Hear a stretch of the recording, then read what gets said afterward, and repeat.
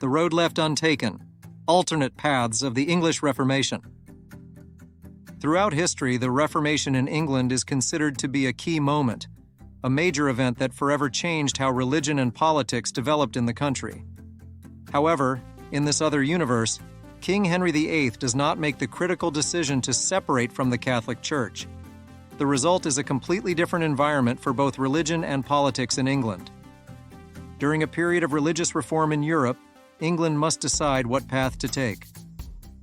While the Catholic Church is troubled by dissatisfaction and threats, King Henry VIII could have chosen to align with the Pope rather than choosing the Anglican Church as the true Catholic Church did. In Westminster's corridors of power, the King's decision is met with great relief and broad approval from the clergy and nobility. They all fear, and fear greatly, the chaos and confusion that would come from an end of things, and they are grateful it is not happening. So the Catholic Church endures in authority, influence, and in all of its accustomed ceremonies and customs. The ordinary worshiper still prefers it to all other churches. Although except for the name and supernatural structure, the whole thing now has, under the King, become Anglican.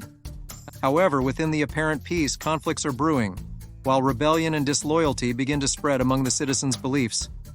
Not only does the King endorse loyal Christians for punishment, but he also mutes all who strive to pose an alternative to his own faith, as he states. However, even though the government is trying to stop it, religious change is still happening. In secret, people who want reform are working super hard to make it happen. Even the King's advisors don't know what's going on. People are really tired of dry churches packed with political ideas. They want spiritual feeding. In a world that rejects reality, the change of religion in England takes place, not by one gigantic revolt from above, carried through by a determined king. Rather, it manifests itself in an untidy patchwork of parishes, responding to the tugs and pulls of everyday realities. The zeal of ordinary people for reform, inspired by the preaching of evangelicals and the example of their saintly lives, spills over from sermon to pulpit and from village to village. Faith in God, as a medieval theologian said, is everyday godliness and nothing else. Everyday godliness can change the world, and as this little book will argue, it did just that in early modern England. As the movement becomes more popular, it's also getting noticed by the authorities who perceive the movement to be dangerous as it threatens the stability and unity of the realm. There are spies and informants who are lurking in the shadows, knowing that they have to oppose all the heresy and dissent. The state is being strict against all those people who think they can violate their authority. Nevertheless, the reformers persist despite potential peril, fueled by both their devout fervor and their abiding trust that veracity will eventually reign. Gradually, still their force multiplies as fresh adherents emigrate themselves into the lifelong struggle fight against error and in favor of religious freedom and individual liberty. Within the walls of influence, the King Henry VIII ponders the significance of the nascent civil commotion and resistance in his realm.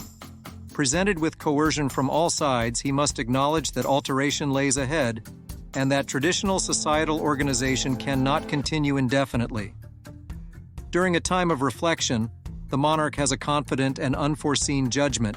He publicizes his determination to gather a nationwide assembly in order to explore and trace a direction for the religious reform in England. Never have Catholics and Protestants jointly debated the future of their religion in so many years, because both are determined in the pursuit of the same object.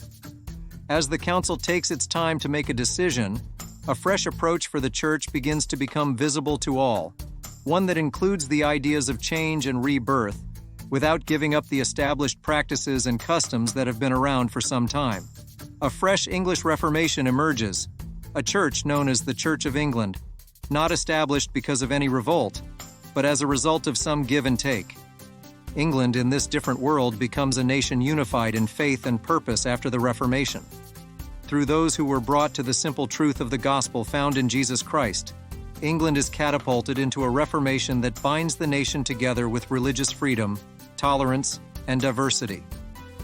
The fires of reform within England not only lead the way forward for generations, but stimulates the world into other opportunities and directions. England's Reformation not only transformed a nation, but also reformatted the world.